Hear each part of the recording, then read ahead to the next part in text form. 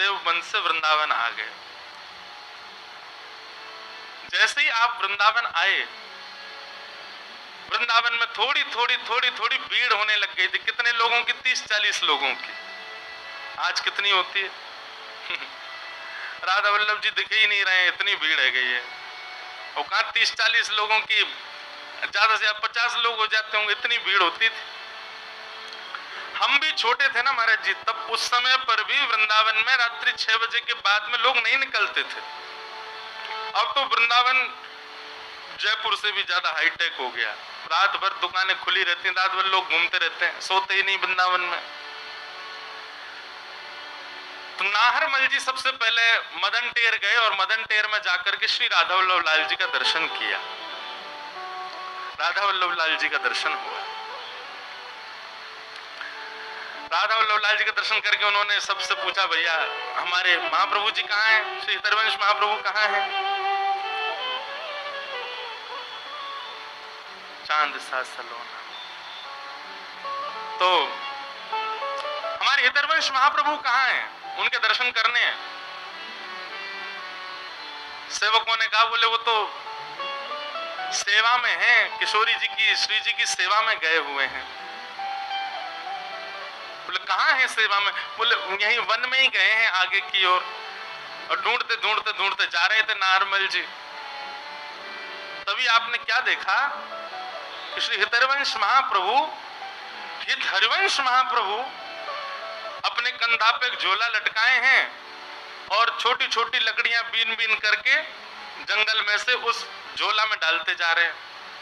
गोबर के उपला मिल जाए तो उनको उठा लेते हैं, कंडाओं को डाल लेते हैं। आहा, हितरवंश महाप्रभु जो साक्षात ऐसे लगते हैं दूर से देखने में मानो युगल सरकार को ही प्रतिबिंब स्वरूप हो। ऐसे कोमल आपके चरण, ऐसा कोमल आपको मुखमंडल, ऐसे कोमल महाराज। और जिनके अनेक शिष्य हैं, अनेक सहचरियां, अनेक दास दासियां हैं, पर स्वयं गए हैं अपने हाथन से ये सब सेवा के भाव कर रहे हैं।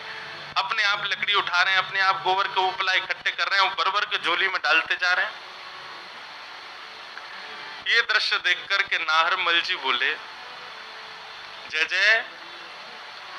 और जैसे शब्द सुना, महाप्रभु जी ने देखा, आहा, अरे ये तो हमारे देवबंद से आए हो नाहरमल, रुक जा, अभी सेवा में हूं, सेवा से निवृत्त होकर चर्चा करूंगा। और उठाने लगे, सामग्री उठा उठा के धर रहे हैं, कहीं से पुष्प मिल जाए तो उनको जो भी योग्य वस्तु सेवा की दिखे सब ग्रहण सेवा में ले रहे हैं। अपने निज कर से सब सेवा कर रहे हैं। सेवा करके जैसे जान लगा, और भैया सब ठीक, आनंद कब आए? प्रणाम किया। बोले भगवान, मन में एक शंका उत्पन्न हो रही है। क्या? आप आचार्य हैं, आप श्री हितरवंश महाप्रभु हैं, जिन्होंने वृंदावन में लाकर के निधि विराजमान की, श्री राधा वल्लभ जी को विराजमान किया। आपके अनेक अनुचर हैं, अनेक दास दासियां हैं। ये सब लकड़ी उठाना, उपले उठाना, ये सब क्रिया करना, ये आपका कार्य है, ये शोभा नहीं देता। आप जैसे आचार्य ऐसे बाहर निकल करके ये सब क्रिया करें छोटी मोटी, ये उचित नहीं लगती भगवान। आप दास दासियों को आज्ञा, और नहीं तो सुनिए, अब मैं आ गया हूं वृंदावन, अब मुझे आज्ञा करिए, मैं 2-4 भक्तों की टोली, मैं ये क्रिया किया करूंगा। ये लकड़ी उठाना, ये सब आपको शोभा नहीं देता। उसकी ये बात सुनकर के महाप्रभु जी क्रोध में भर गए। क्रोध में भर के बोले, श्री जी की सेवा को तू उचित और अनुचित मानता है? मतलब जो निज सेवा करता है, जो श्रृंगार करता है, जो आरती करता है, जो भोग धराता है, वही श्रेष्ठ है। श्री जी की सेवा में आने वाले पुष्प, जिनको श्री जी 24 घंटा गले में धारण करके रखते हैं, श्री जी के अंग पर विराजमान होने वाले वस्त्र, जिनको श्री जी रात्रि में भी शयन के समय पहन के रखते हैं, उनका निर्माण करने वाले भक्त, उनकी सेवा कुछ नहीं। अरे हमको तो अनुभव केवल थोड़ी देर का होता, आरती करने भीतर कुंज में जाते हैं, फिर आ जाते हैं बाहर। लेकिन ऐसी सेवा जो नित्य श्री जी के अंग से स्पर्श करके रहती हैं, उन सेवाओं को तुम सेवा नहीं समझते। ये लकड़ियां बीन करके हम ले जाएंगे, इनकी अग्नि प्रज्वलित होगी, प्रसाद होगा, श्री जी अपनी क्षुधा निवृत्त करेंगी, अधरामृत हम में बांटेंगी, इतने वैष्णवों को प्रसाद मिलेगा, ये सेवा तेरे लिए तुच्छ है?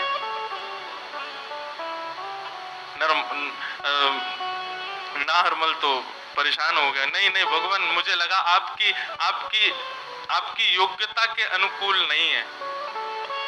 और नाराज होगा, बोले कैसे कह सकता है? श्री जी की सेवा सेवा होती है, बड़ी छोटी नहीं होती, चाहे जैसी मिले।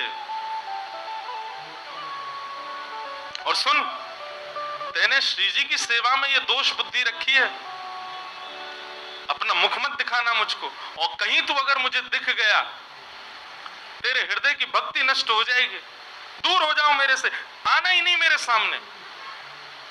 और महाप्रभु जी थोड़े नाराज होकर के वहां से चले गए। बंधुओं, मुझसे तो बहुत बड़ा अपराध हो गया, ये तो बहुत बड़ी पीड़ा का विषय हो गया। अब मैं कहां जाऊं, क्या करूं? इससे अच्छा तो मैं प्राण क्यों ना त्याग दूं। महाप्रभु जी ने मेरा त्याग कर दिया। और बेचारे नारमल तो अपना पूरा परिवार छोड़ करके आए थे, सब छोड़ के आए थे उनकी शरण में रहने के लिए, परंतु एक सूक्ष्म अपराध बन गया जिसके कारण महाप्रभु जी ने त्याग कर दिया।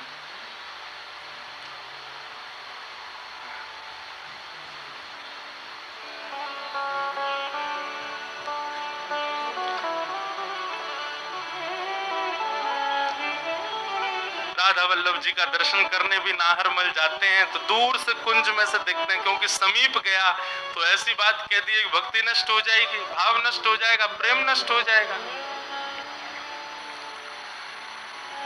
ठाकुर जी रूठ जाए एक बार को तो भी चल जाएगा, आचार्य ही रूठ गए हैं, अब कैसे काम चले?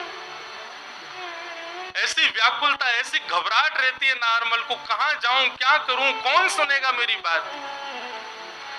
यमुना जी के तट पर बैठ करके अब तो मन बना लिया कि बस अब तो प्राण त्याग दूंगा मैं। जिनके लिए आया वही नाराज है, अब जीवित रह के मैं क्या करूं? वहीं बैठे बैठे अपने मनी मन में बस स्वयं को कोसने लगे। 9-10 दिन हो गए, श्री महाप्रभु जी नहीं मिले। ऐसी व्याकुलता, ऐसी उत्कंठा हृदय में ज्वाला की तरह धधकने लगी नाहरमल के। बंधुओं, आचार्य तो कठोर हो गए, परंतु आचार्य जिनको नित्य स्पर्श करते हैं, ऐसी हमारी श्री जी थोड़ी कठोर है। महाप्रभु एक दिन रात्रि में सो रहे थे, स्वप्न में किशोरी जी प्रकट हो गए और प्रकट होकर के बोली, जय जय महाप्रभु जी। बोले हाँ श्री जी, आज्ञा करो, क्या बात है, आप ऐसी उदास क्यों, कोई श्रम भयो, आज्ञा करो। बोले श्रम तो बहुत ज्यादा हैरो है। बोले कैसे श्रम हैरो है? बोले बेचारो नाहरमल अपने बालकन को छोड़ के, अपने घरवारीन को छोड़ करके, अपनो गांव छोड़ करके वृंदावन आयो, आपकी शरण ग्रहण करवे के काजी आयो, और वहां से नेक सो अपराध बन गए हो, और वह अपराध के और वो भी अपराध कहा हो, वो तो आपके काजी विचार कर रहे हो कि आप वन में जाओ, आपको कष्ट हो, या हमारे कोई दास दासी को लगाए दूं। लेकिन आपने वह बेचारी को ऐसा त्याग दियो है, रो रहे हो है, बिलक रहे हो है। मैं सही बताऊं, मुझको रात भर नींद नहीं आवे, मुझको रात भर वाको रुदन सुनाई देवे, रात भर वाको भाव, रात भर वाकी पीड़ा मुझको पीड़ित करे। महाप्रभु जी बोले, श्री जी देखो, आपको ने कठोर होना पड़ेगा, ऐसे आपकी सेवा में कोई दोष बुद्धि रखेगो, वाको हम कैसे सहज में क्षमा कर सके? श्री जी बोली, मुंह में एक ही दोष है, कहा मुंह पे क्रोध करनो नहीं आवे, मुंह पे रूठनो नहीं आवे।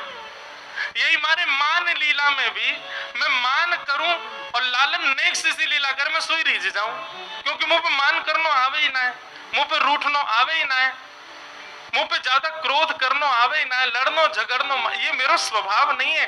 याकू आप मेरो दोष मान सको आचार्य चरण, पर मुंह पे ये सहन नहीं है रहे हो है, वह नाहरमल को कष्ट मुंह को बहुत लग रहे हो है।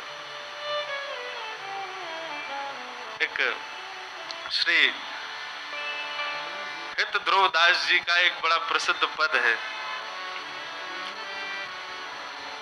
सहज स्वभाव परो नवल किशोरी जू को, सहज स्वभाव परो नवल किशोरी जू को सहज स्वभाव पर्यो नवल किशोरी जू को सहज स्वभाव पर्यो नवल किशोरी जू को मृदुता दयालुता कृपालुता की राशि है।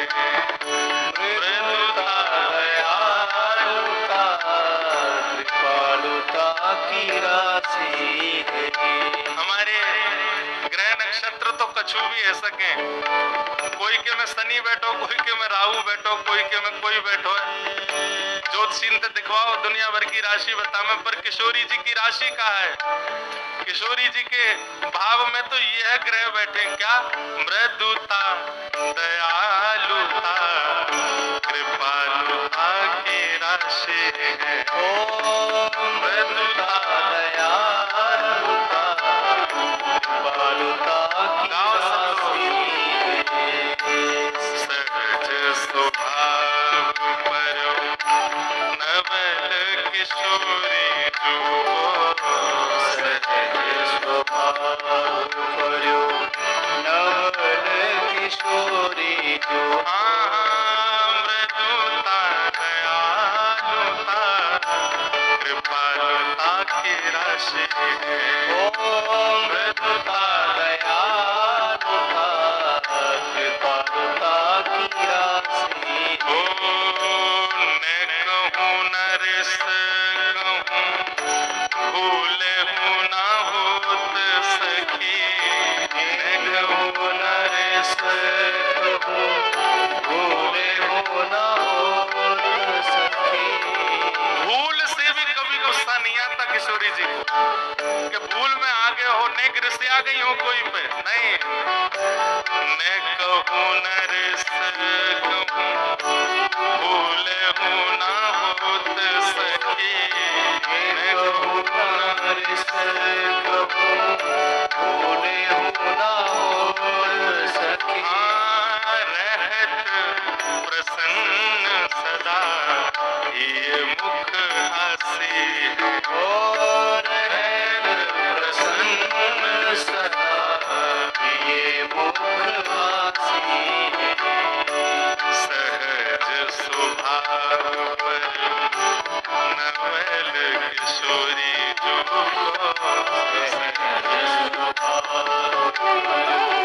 नवल किशोरी जू को मृदुता दयालुता कृपालुता की राशि।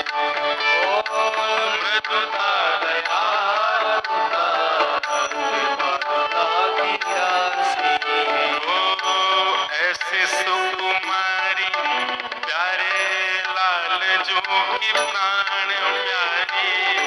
ऐसी सुकुमारी प्यारे लाल जू की प्राण प्यारे। ऐसी सुकुमारी प्यारे लाल जी की प्राण प्यारी। ऐसी सुकुमारी प्यारे लाल जू की प्राण प्यारे।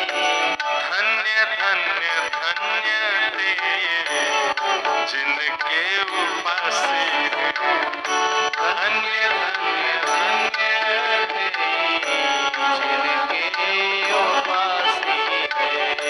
सहज स्वभाव पर नवल किशोरी जू को सहज स्वभाव पर्यो नवल किशोरी जू को मृदुता दयालुता कृपालुता की राशि है।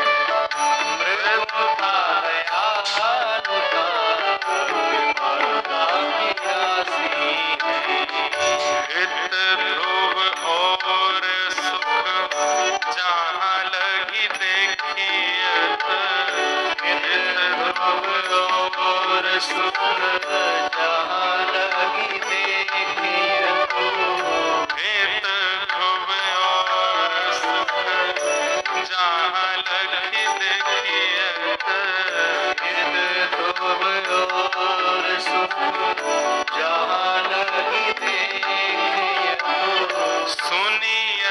जहां लागे सब दुख पासे सुनियत जहां लागे सब दुख पासे सहज स्वभाव पर नवल किशोरी जुको सहज स्वभाव करो नवल किशोरी जुको मृदुता दयालुता कृपालुता के आश्रय मृदुता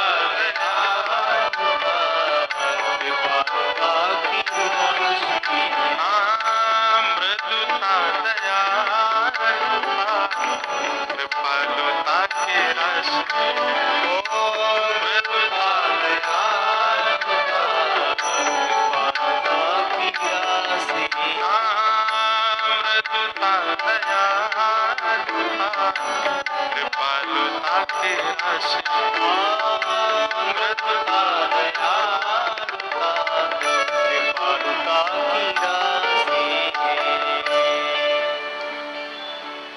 बंधुओं, इन रसिक जनों ने ठाकुर जी के प्रत्यक्ष ना हेते भाई भी हमारे सामने प्रत्यक्ष दर्शन कराए। लो छक्का मारो दिखे आहा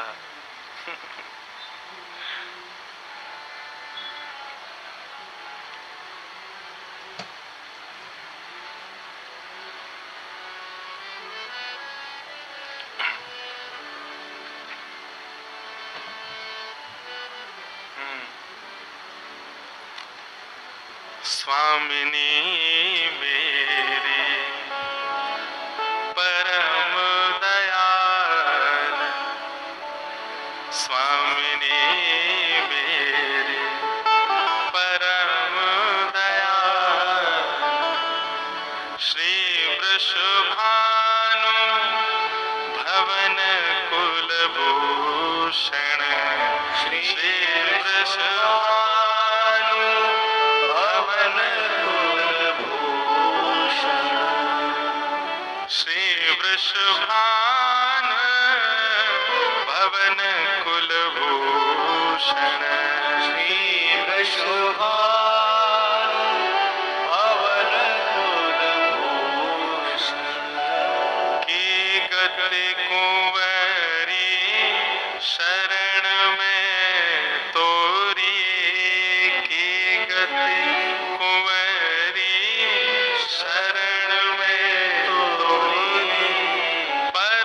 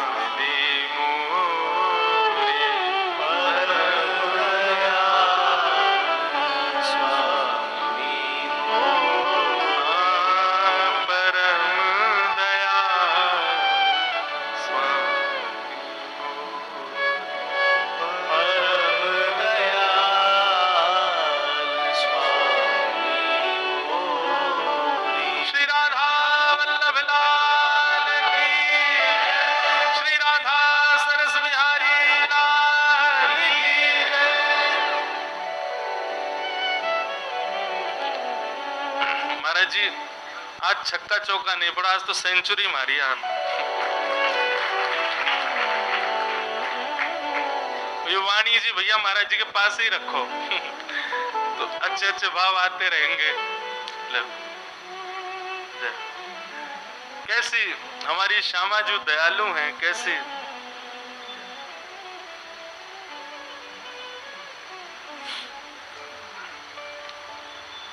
रूठे श्री हितरिवंश महाप्रभु हैं, पर करुणा हमारी श्यामा जी कर रही हैं। अब भाई तुम मोते रूठ जाओ, महाराज जी को कहा जा रहा है, पर आप मुंह से रूठे हो और दया महाराज जी को आ रही है, ऐसा कहां हो गए? श्री किशोरी जी महाप्रभु जी से कह रही हैं अब ही जाओ और स्वीकार करो। इतना बड़ा अपराध नहीं है उनको कि आप उनको इतना कर रहे हो। और महाप्रभु जी किशोरी जी से कह रहे हैं, बोले आप भी नाराज हो जाओ। बोले मेरो यही तो बस मेरे अंदर यही अवगुण है, मुझ पर नाराज ही नहीं हो जाए। मारनो पीटनो गुस्सा करनो नाराज होनो रूठनो मेरा स्वभाव नहीं है। एक बहुत सुंदर पद है महाराज जी मान लीला को, कि अब मेरे स्मृति में नहीं आती है, मेरे को दिक्कत हो जाती है। आपकी तरह अभी छक्का ना पड़े मुंह पे। पद में महाराज जी ऐसा भाव है, अब देखो आप खोज के निकालोगे कछु तो पद में ऐसा भाव है कि किशोरी जी नाराज है गई हैं लाल जी सो, तो राधेजू बोलत अटपटी वाणी। किशोरी जी ठाकुर जी से आज रूठ के बात कर रही हैं, तो लाल जी बोले मैंने कहा कर दियो, काय को नाराज है गई हो? तो किशोरी जी कह रही हैं कहां पाई तुम नील निचोलनी, आपने गले में नीली नीली मणि पहनी है या नीली नीली मणि में एक गोपी को चित्र बनो भयो है। लाल जी बोले कैसी गोपी है? बोले मोते हु रूप गुण आगरी। और थोड़ा थोड़ा याद आ रहा हो, किशोरी जी कह रही है मोते ज्यादा सुंदर है, मोटे मोटे नैन है आके नैन कजरारे। अब तो किशोरी जी बता रही है देखो कैसी सुंदर है, आके बड़े बड़ी आंखें उनमें काजल लगा रखो है, और मुंह को तो या गोपी पे दया आ रही है। कहां पाई बिन मोलिनी, बिना मोल की तुम्हें कहां से मिल गई है, तुम्हारे चक्कर में कहां से पड़ गई? ठाकुर जी से नाराज है कि बैठी, बोले कहां कौन है ये गोपी, मुकुया के बारे में बताओ। ललता विशाखा आ गई, अरे लालजू हमारी श्रीजू को श्रम करा रहे हो, क्या कर दियो तुमने? बोले कछु ना कियो बहन, एक मणि पहन के आ गऊं, यूं करिए नीली मणि पहन के या मैं गोपी दिख रही है। ललता जी बोली कौन गोपी है? ठाकुर जी बोले नीचा बताऊं। ललता जी नीचे गई, बोले किशोरी जी अपनो ही प्रतिबिंब देख करके नाराज है रही है, यूं करिए जी गोपी कौन है? ऐसी बोली। ललता जू विशाखा जू के नेत्र सजे ले गए, बोले हे श्यामा जू कोई और गोपी नहीं है, वो प्रतिबिंब है मणि में, आप स्वयं को ही देख रही हो उसमें, और स्वयं को देख करके और देखो। आज तक तो हम यश गाया करते आपको, आज तो आप खुद ही यश गा रही हो अपनो। मोते रूप गुण आगरी, मोटे मोटे नेत्र आके ऐसे ऐसे काजल लगा के आई है। अब तो किशोरी जी शर्म के मारे भागी। एकांत में जाके विशाखा से कहूं मैं हूं बड़ी बावली हूं, अपने ही रूप देख करके प्यारे श्याम सुंदर पे। ऐसी भोली हमारी श्यामा जी, ऐसी भोली हमारी किशोरी जी। तो अब यहां समझ नहीं आ रहा है कि नाहरमल के ऊपर महाप्रभु जी कृपा कर रहे हैं कि किशोरी जी कृपा कर रही हैं, क्योंकि किशोरी जी आज्ञा दे रही हैं कि जाओ जाकर के नाहरमल को स्वीकार करो, उसका इतना बड़ा अपराध नहीं है। और श्री महाप्रभु जी ने जाकर के नाहरमल को स्वीकार किया। बोलो वृषभानु दुलारी की जय। ऐसे हरवंश महाप्रभु जहां आचार्य थोड़े क्रुद्ध हो जाएं तो समझ जाना अब इनके जो आराध्य हैं उनसे प्रार्थना करो, वो कृपा करेंगे। जब भी आचार्य गुस्सा हो, जब भी आपको लगे कि हमसे कोई अपराध हो गया, हमारे गुरुजी रूठ गए, तो उनके आराध्य जो है उनको रिझाओ, बोले आप कृपा करो, इनको मनाओ, हमसे गुरु अपराध हो गया है, गुरुजी से कहो। तो आचार्य रूठ जाए तो उनके आराध्य को रिझाओ, आचार्य अपना प्रसन्न हो जाएंगे। इस प्रकार श्री नाहरमल जी का भाव सुनाया गया। यहाँ पर कृपा श्री हितरवंश महाप्रभु की ऐसे हुई। दूसरे एक भक्त और देवबंद से वृंदावन आए, इनका नाम था श्री छबील दास जी। इनको तांबूली कहते थे सब, क्योंकि इनका काम क्या था? बीड़ी बनाना, तांबूल पत्र आदि सब समेट करके और बीड़ी बनाकर। अच्छा, पूरे जहां कहीं भी रस भाव से ठाकुर जी की सेवा होती है, अनेक स्थानों पर महाराज जी बीड़ा का भोग लगता है। हमारे वृंदावन में बीड़ी का भोग लग, बीड़ी छोटी छोटी। क्यों? मन में भाव है नेक नेक से लाला लाली है, इतनी बड़ी बीड़ा बना दो, कहाँ खाएंगे वाकू? नेक नेक से बीड़ी बनाओ, छोटी छोटी बीड़ी बने। हमारे वृंदावन में नंदगांव जाओ और कहीं जाओ, इतने बड़े बड़े बीड़ा रहे। बीड़ा बीड़ी समझ रहे हैं ना? कैसे कहें बाबा जा, ये नहीं है बाबा दूर तक कर रहे हैं, वो बीड़ी नहीं है, बीड़ी बांधते गए बीड़ी। जय हो भैया अरे राम प्रियालाल जी की सेवा में बीड़ी बढ़िया भैया, मैंने पूछ ली। पान की जो सेवा रे बात बीड़ी के हैं, और बीड़ा के वो बड़ो रे, छोटी रे वो बीड़ी। तो छबील दास जी तांबूली, ये भी देवबंद के थे। इनको भी महाप्रभु जी की बड़ी याद आई, और आप भी महाराज सब छोड़ छाड़ करके वृंदावन आ गए। बोले कि वहीं जाके छोटी छोटी बीड़ी बनाऊंगा, राधा वल्लभ लाल जी को पवाए करूंगा। आए, आकर के महाप्रभु जी के चरणों में प्रणाम किया, और प्रणाम करके कहा मुझे सेवा प्रदान करो। बहुत ध्यान से सुनना सब लोग। महाप्रभु जी बोले क्या सेवा करोगे? बोले हम पे तो एक ही काम आवे, बीड़ी बनावेंगे, प्रियालाल जी आप बनाओ। बोले ऐसी बीड़ी बनाओ जो मुख में जावे के बाद भी लाल जी को श्रम नहीं करना पड़े, अपने आप ही घुल जाए करे। महाराज जी कितना विचार हमारे ब्रजमंडल में किया जाता। आप कभी दाऊ जी जाओगे ना, दाऊ जी वहां श्री बलराम जी का मंदिर है। महाराज जी दाऊ जी में शाम को जब ठाकुर जी का, दाऊ जी का प्रसाद बनता है, इतनी छोटी छोटी पूड़ी बनती हैं। मैंने पूछी गुसाई जी इतनी छोटी पूड़ी काई को? बोले कहीं तोड़वे में श्रम नहीं है, जा पूरी पूड़ी उठाओ, सब्जी लगाओ, खा जाओ। मैंने की भैया ये लाड़ प्यार करके मूड हम नहीं बैठा रखे ठाकुर जी इतना लाड़ करे ठाकुर जी से, बताओ ऐसी छोटी छोटी पूरी ये तोड़नी नहीं पड़ जाए। ऐसे हमारे ब्रजमंडल की सेवा है भैया। तो महाप्रभु जी ने आज्ञा करी ऐसी बीड़ी बनाइयो कि प्रियालाल जी के मुख में जाए, मुख में जाते ही घुल जाए। वो ठीक है। अब तो महाराज वो इसी भाव में बीड़ी सिद्ध करता था, पानों को रात में भिगोता, उनको बिल्कुल नरम सा बना के वही सामग्री भीतर, वो भी निदान महाप्रभु जी ने बताया क्या क्या सामग्री जाएंगे, उसके अलावा कुछ नहीं। बिल्कुल भी ऐसा ना हो कि मुख में जाकर के थोड़ा भी श्रम करना पड़े। रोज बीड़ी बनाता, चांदी के बढ़िया सुंदर पात्र में उनको भर के लेके जाता, और सेवा में जाकर के श्री राधा वल्लभ लाल जी की सेवा में पधराता। एक बात बताएं आपको, ठाकुर जी के जितने भी अधरामृत हैं उनमें सर्वश्रेष्ठ है बीड़ी। क्यों?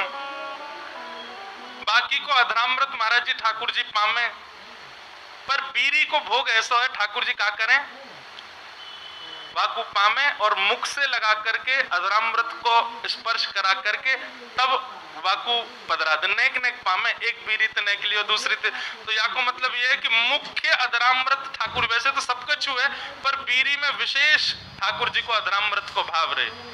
हमारे नाथ द्वार में भी महाराज जी श्रीनाथ जी कितना बीड़ी भोग लगाते हैं, 100-150 पान रोज पाते होंगे। बताओ महाराज, हर प्रसादी के बाद में। और जैसे भोग की थाली होती है, भोग की थाली ठाकुर जी के सामने पधरा दी जाती है। ठाकुर जी स्वयं पाएंगे या किशोरी जी पवाएंगे या ठाकुर जी किशोरी, हम लोग बाहर आ जाते हैं पर्दा करके। पर बीड़ी का तो नियम है कि बीड़ी आपको लेके ठाकुर जी के अधर से छुपानी ही पड़ेगी। तो मूल रूप से अधरामृत का स्पर्श बीड़ी को प्राप्त होता है, इसलिए बीड़ी प्रसाद प्राप्त हो तो समझ जाइयो अधरामृत ही है ठाकुर जी को। और बीड़ी की सेवा जाकू है सके करो, लाल जी को बड़ी प्रिय मुखवास। तो ये छबील दास जी तांबुली आए और इनने बीरी की सेवा प्रारंभ करी। ठाकुर जी के लिए बढ़िया बीरी बनाते, चांदी के पात्र में ले जाके पधरा देते। महाप्रभु जी ने एक दिन बीरी को प्रसाद ठाकुर जी को पधरा करके, और जब अधरामृत है गयो, प्रसादी है गई, स्वयं पाए, बड़ा आनंद आया। महाप्रभु जी को लगे कि हाँ, ठाकुर जी के योग्य सामग्री बन रही है। एक दिन बड़े प्रसन्न थे महाप्रभु जी, तो विराज रहे थे, सब सेवक गण चारों ओर बैठे थे। अत्यंत प्रसन्न श्री हितरवंश महाप्रभु सबसे बोले, कछु मांगो भाई, तुम्हें क्या चाहिए।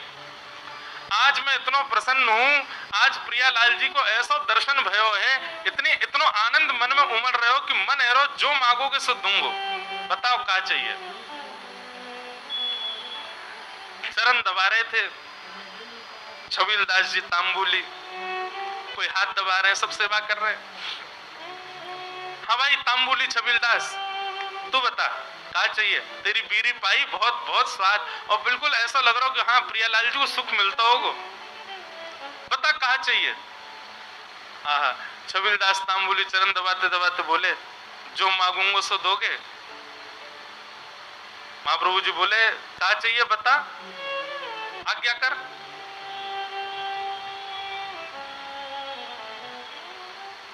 सावधानी से सुनो, बता क्या चाहिए। तो छबील दास तांबुली कह रहा है, बोले कि जय जय, हमें ऐसा अनुभव भयो, हमने ऐसी सुनी है कि श्री राधा वल्लभ जी आपसे बात करें, आपके संग बैठे, आपको हाथ पकड़ लें, आपकी गोद में बैठ जाएं कूद के।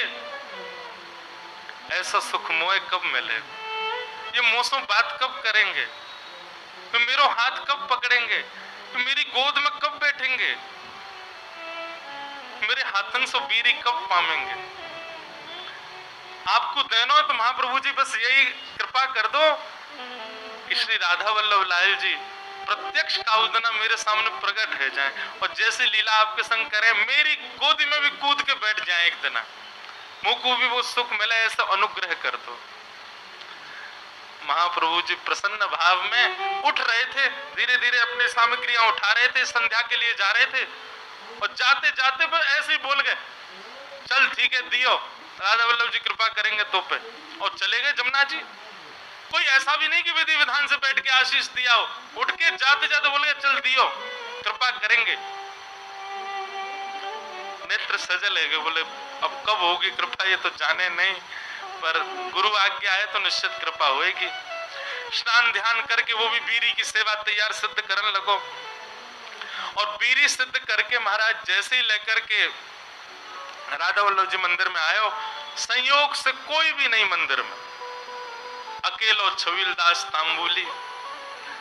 बीरी भोग लेकर के भीतर गयो, ढूंढने लगो, कोई सखी मिले, सहचरी मिले, कोई सेवक मिले तो दूं भैया अंदर पधराए। तो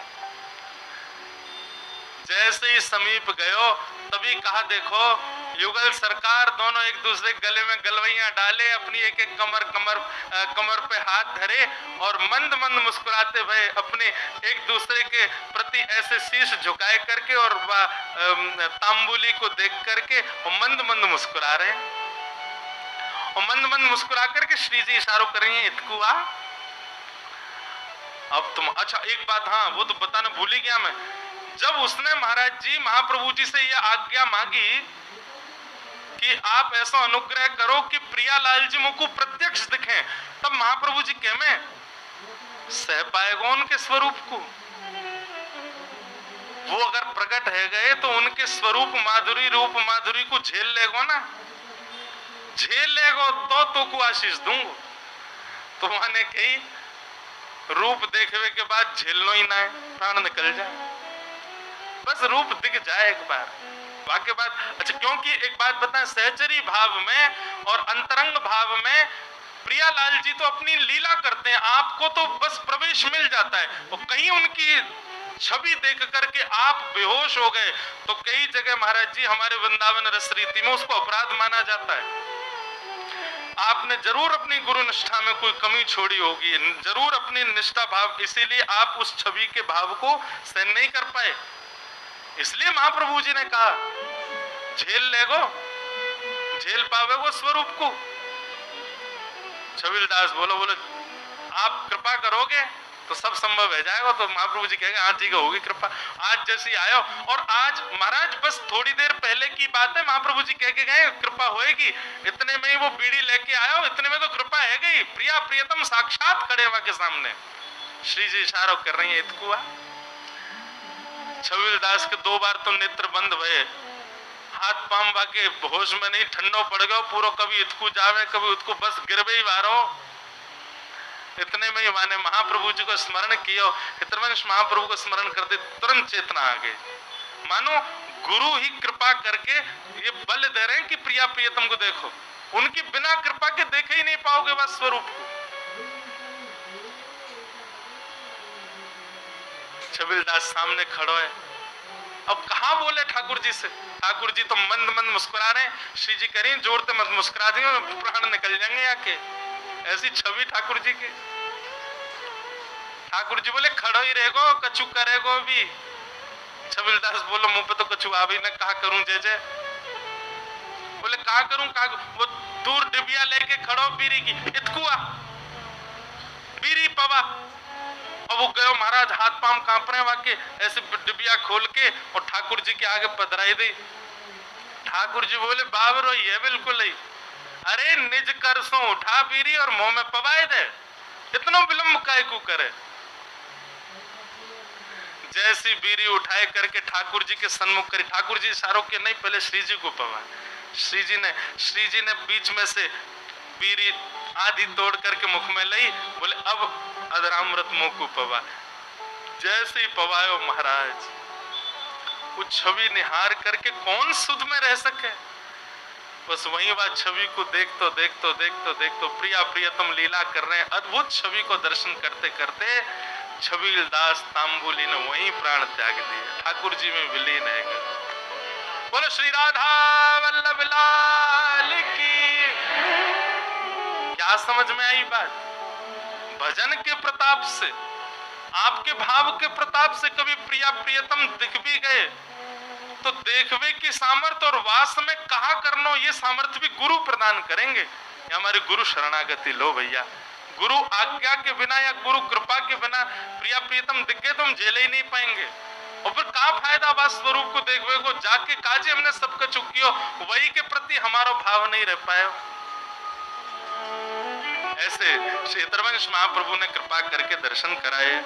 जय जय राधा वल्लभ हित हरिवंश, जय जय राधा वल्लभ हित हरिवंश, जय जय राधा वल्लभ हित हरिवंश, जय जय राधा वल्लभ हित हरिवंश, जय जय राधा वल्लभ प्यारो हरिवंश, जय जय राधा वल्लभ प्यारो हरिवंश, जय जय राधा वल्लभ प्यारो हरिवंश, जय जय राधा वल्लभ प्यारो हरिवंश, जय जय श्री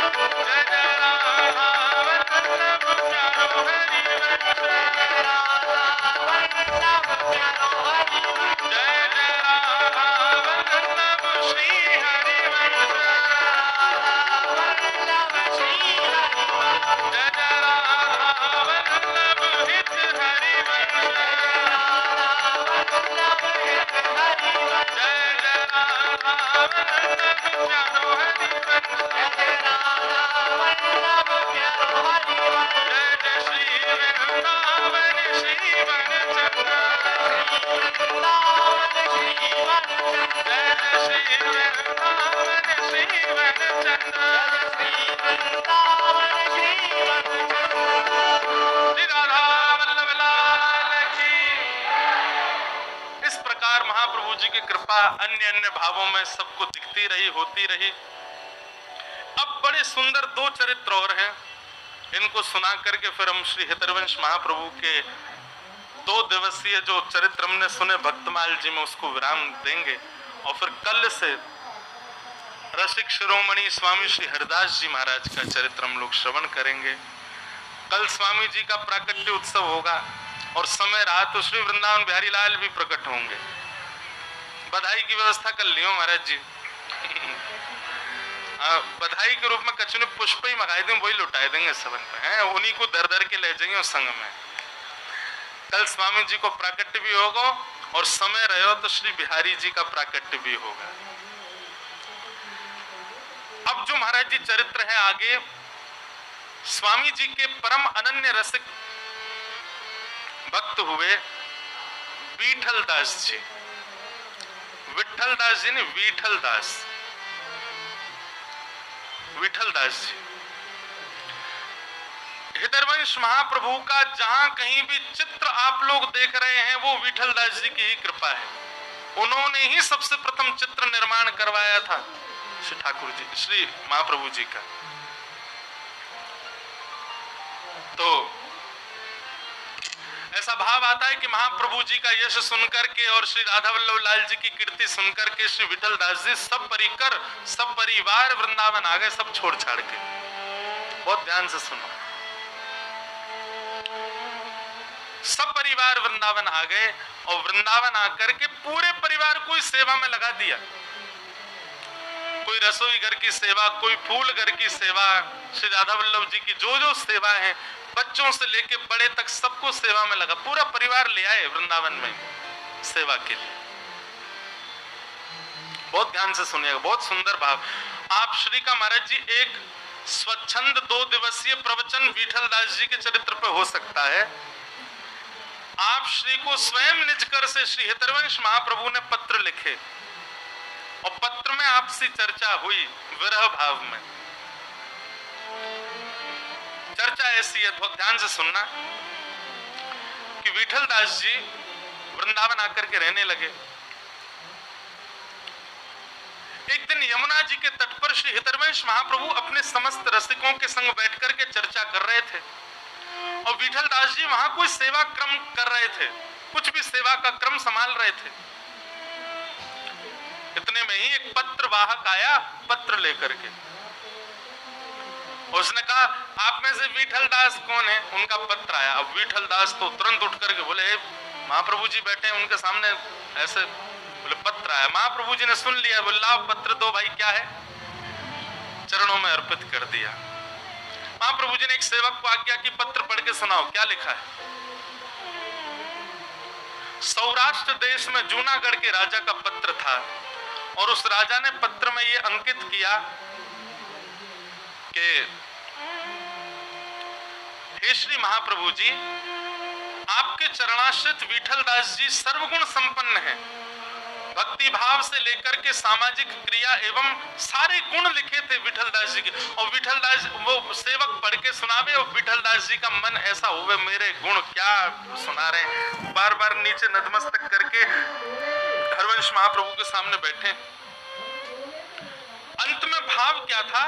उन्होंने कहा कि हम विठल दास जी के सर्व गुणों को देखते हुए सब राजाओं के मत से यह निर्णय आया है कि आप श्री को जूनागढ़ का प्रधानमंत्री बनाया जाए। हम विठल दास जी को प्रधानमंत्री के रूप में नियुक्त करना चाहते हैं। आप कृपा करके देश कल्याण के हित में थोड़ा विचार करें और विठल दास जी को जूनागढ़ भेज दें। हम ससम्मान प्रधानमंत्री की गद्दी पर उनको बिठाना चाहते। राजा का पत्र था।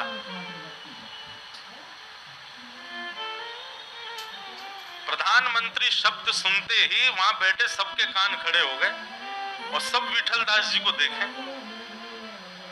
पर विठल दास जी ने जैसे ही भाव सुना, नेत्रों से अश्रुपात, और मानो ब्रज के कण हाथ में ले लिए और जकड़ लिया हो, मानो जैसे वृंदावन छोड़ करके नहीं जा सकता।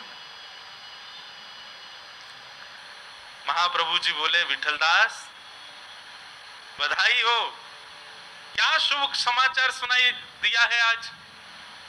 हमारा विठल दास प्रधानमंत्री बनेगा। जूनागढ़ के राजा ने निमंत्रण किया है, अब तो तैयारी हो।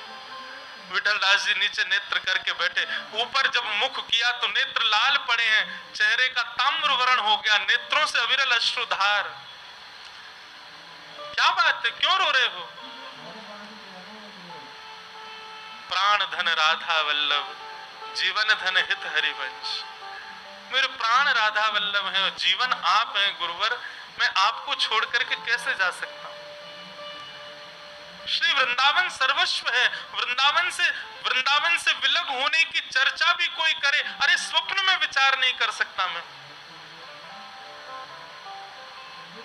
आज मुझे अपने ऊपर कष्ट लगता है कि मैं क्यों इतने गुण युक्त हूं कि जिन गुणों को देख करके मुझे कोई प्रधानमंत्री, जिन गुणों से राधा वल्लभ जी छूट रहे हैं, जिन गुणों से वृंदावन छूट रहा, जिन गुणों से मेरे गुरुदेव के चरणारविंद छूट रहे हैं, उन गुणों पर आज मुझे क्रोध आ रहा है कि ये गुण क्यों है मेरे अंदर। महाप्रभु जी ने समीप बुलाया, विठल दास इधर आओ, सिर पर हाथ फेरने लगे। देखो, हम सबके जीवन में जब दुख आता है, बहुत ध्यानपूर्वक सुनिएगा महाप्रभु जी की वाणी, हम सबके जीवन में जब दुख आता है तो हम क्या कहते हैं? प्रारब्ध है, भोग लो। हम सबके जीवन में जब कष्ट आता है, पीड़ा आती है, तो हम कहते हैं प्रारब्ध है, पूर्व जन्म का कर्म है, भोग लो।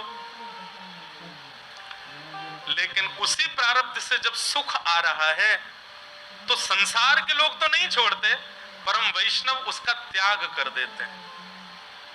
क्यों? जब प्रारब्ध से दुख भोगा गया तो प्रारब्ध से उपस्थित होने वाला सुख भी भोग लो। बस याद रहे, चित्तवृत्ति हमारी वहीं रहे जो हमारी ठौर है, चित्तवृत्ति वहां से नहीं हटनी चाहिए। नहीं तो प्रारब्ध में आने वाले सुख को भोगना कोई गलत नहीं है बंधुओं, इसको आप ऐशो आराम में मत ले लीजिएगा।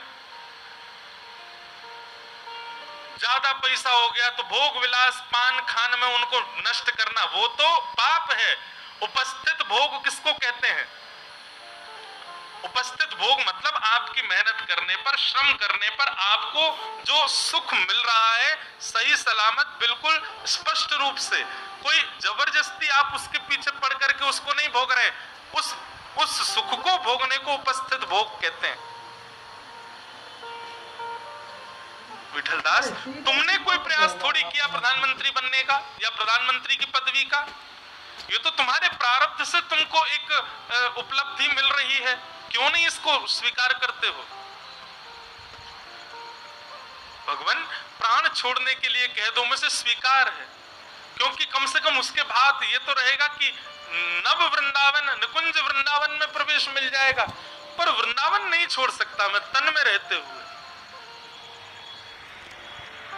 महाप्रभु जी ने आज्ञा की, देखो सब छोड़ करके मैं भी वृंदावन जा रहा था, पत्नी बच्चे परिवार सब कुछ छोड़ दिया था और वृंदावन जा रहा था। तभी बीच मार्ग में आज्ञा हो गई श्री जी की कि आत्मदेव की कन्याओं से ब्याह करो। किया, अपनी स्वेच्छा ना होते हुए भी श्री जी की आज्ञा मान करके ब्याह किया। लोगों ने बहुत बातें बनाई, बताओ सन्यास लेने जा रहे थे, पत्नी बच्चों को छोड़ दिया, उसके बाद में फिर वहां 2 ब्याह कर लिए। पर मैं जानता हूं, तुम जानते हो, राधा वल्लभ जी जानते हैं कि वो स्वेच्छा नहीं थी, श्री जी की आज्ञा थी। और वो कोई भोग विलास और संसार के किसी सुख को भोगने के लिए नहीं था, केवल लीला विस्तृत करने के लिए वो क्रम था। लेकिन मैंने किया ना, क्योंकि श्री जी की आज्ञा थी। इसलिए विठल दास, मुझे तुम्हारे मन पर भरोसा है कि तुम वृंदावन का कभी त्याग नहीं कर सकते, पर मेरी पता नहीं हृदय से आज्ञा है कि तुम इस भाव को स्वीकार करो और तुम प्रधानमंत्री पदवी को स्वीकार करो। जाओ। रोने लगे, विलखने लगे, बोले वृंदावन से जाने की बात नहीं सुन पा रहा हूं गुरुदेव। तब महाप्रभु जी ने आज्ञा की, जाओ मैं तुम्हें आशीष देता हूं, अब तक तुम वृंदावन में रहते थे पर अब वृंदावन तुम में विराजमान रहेगा। जब चिंतन करोगे राधा वल्लभ लाल जी का, जहां बैठे होगे वहीं वृंदावन प्रकट हो जाएगा, श्री जी सामने उपस्थित हो जाएंगे। जब चिंतन करोगे मैं सामने आ जाऊंगा, आशीष प्रदान करूंगा। मैं वचन देता हूं जब तुम स्मरण करोगे यमुना जी प्रकट हो जाएंगी, गोता लगा लेना, वृंदावन तुम में रहेगा। तुम जहां जाओगे वृंदावन तुम्हारे संग रहेगा। जाओ। महाप्रभु जी की आज्ञा मान करके श्री विठल दास जी निकल पड़े। महाराज जी इतना सुंदर प्रसंग है श्री विठल दास जी का। महाप्रभु जी ने विरह में 2 बार पत्र भेजा उनको, अद्भुत प्रसंग है वो भी। विठल दास जी गए, वहां जाकर के महाराज अभिषेक हुआ, दुनिया भर के राजा आए, सबने उनको सिंहासन पर बैठ करके अभिषेक किया। पर जब अभिषेक चल रहा था तब भी श्री राधा वल्लभ हित हरिवंश, जय जय श्री वृंदावन श्री वरचंद्र। आप प्रधानमंत्री बन गए। प्रधानमंत्री का एक राजकोष होता है, प्रधानमंत्री की नियुक्त एक सेवा, एक धनराशि होती है, उसको अपने भोग में भोगो। पर आप श्री ने क्या किया, उस धनराशि से असंख्य घोड़े खरीदे और उन असंख्य घोड़ों को जूनागढ़ से लेकर के वृंदावन तक के बीच की सेवा में लगा दिया। किस लिए? कि श्री राधा वल्लभ जी की नित्य प्रसादी, राधा वल्लभ जी की प्रसादी महाप्रभु जी पाएंगे, फिर महाप्रभु जी की शीत प्रसादी और राधा वल्लभ जी का चरणामृत। एक व्यक्ति घोड़े से लेकर के जितनी क्षमता उतनी दूर तक जाएगा, वहां